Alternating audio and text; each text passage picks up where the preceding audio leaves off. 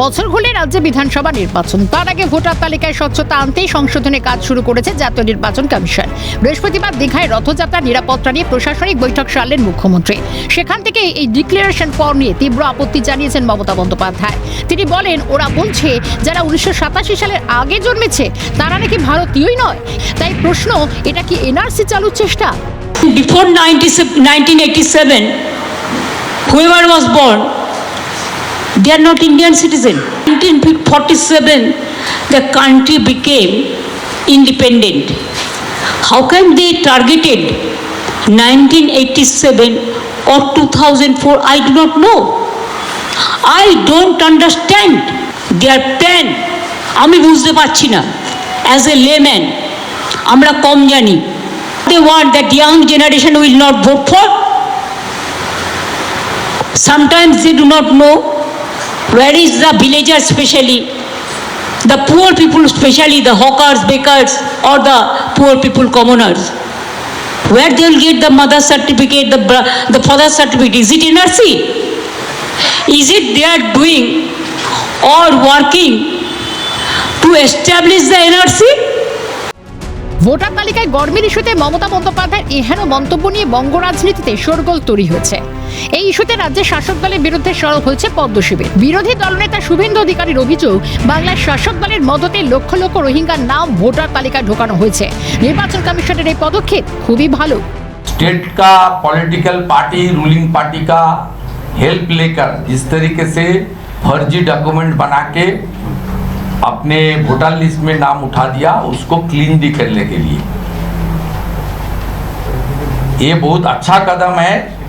बंगाल में voter list में lakhs of Rohingya मुसलमान है, ये शरणार्थी नहीं है, ये सब घुसपैठिया है।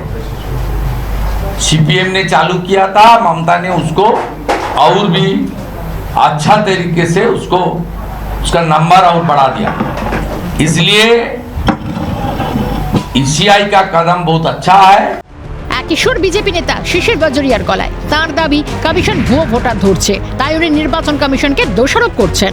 যদি উনি কোনো দোষারোপ করছেন তো উনি আগে ওনার নিজে যে ডিএম, এডিএম এদের বিরুদ্ধে ব্যবস্থা নিচ্ছেন না কেন?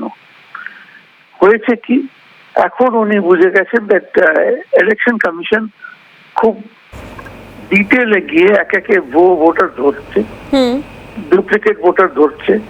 এটা আমরা বারবার বলেছি। আর ওটা নিয়ে উনি আগে থেকে ইলেকশন কমিশনকে দোষারোপ করছেন। এই ইস্যুতে তৃণমূল কংগ্রেসকে একহাত দিয়েছে বামেরা।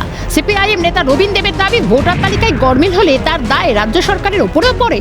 তাহলে মুখ্যমন্ত্রী এত পাওয়ারফুল, সবটাই তিনি আপনার নিয়ন্ত্রণ করেন, তার অনুপ্রেরণা ছাড়া এখানে কিছুই হচ্ছে না। তো তাহলে এই রাজ্যে যদি ভোটার তালিকায় গরমিল হয়, ভোটার তালিকায় যদি জালিয়াতি হয়, তাহলে তার দায় ইলেকশন কমিশনের উপর পড়ে, কিন্তু আবার ঘুরে কিন্তু এই রাজ্য সরকারের কর্মচারী তাদের উপরেই আছে এবং আধিকারিক তাদের উপরে এই দায়টা আছে।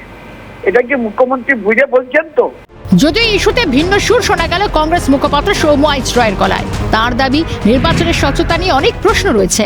এই দেশের নির্বাচন কমিশন এবং রাজ্য নির্বাচন কমিশন, তার অধীনস্থ নির্বাচন কমিশন, ভারতবর্ষের নির্বাচন কমিশনের বিভিন্ন প্রক্রিয়া নিয়ে বিভিন্ন প্রশ্ন আছে। সেটা মহারাষ্ট্র হোক, বিহারের নভেম্বরে নির্বাচন, এখন বলছেন পুরোপুরি ভোটার তালিকা চেঞ্জ করবেন। সেটা পশ্চিমবঙ্গ হোক, সারা ভারতবর্ষ হোক, নির্বাচনের যে স্যাংটিটি, সেই নির্বাচনের স্যাংটিটি নিয়ে কিন্তু অনেক প্রশ্নের জন্ম দিচ্ছে। তার কারণ মহারাষ্ট্রে সাম্প্রতিককালে দেখেছি লক্ষ লক্ষ ভোটার বৃদ্ধি করেছে উইদাউট এনি রিজন, যার কোনো ভিত্তি নেই, এবং প্রশ্ন করলে চুপ করে আছেন। আসলে নির্বাচন কমিশনার যখন নিয়োগ হয়, সেই নিয়োগ প্রক্রিয়াটার মধ্যেই বিভিন্ন রকম গড়মিল করেছেন এই কেন্দ্রীয় সরকার। সব মিলিয়ে ভোটার তালিকা নিয়ে শাসক বিরোধী তরজায় রাজ্য রাজনীতির পারদ আরো চড়ছে। এর প্রভাব 26-এর বিধানসভা নির্বাচনে পড়ে কিনা সেটাও দেখার। ক্যালকাটা নিউজ।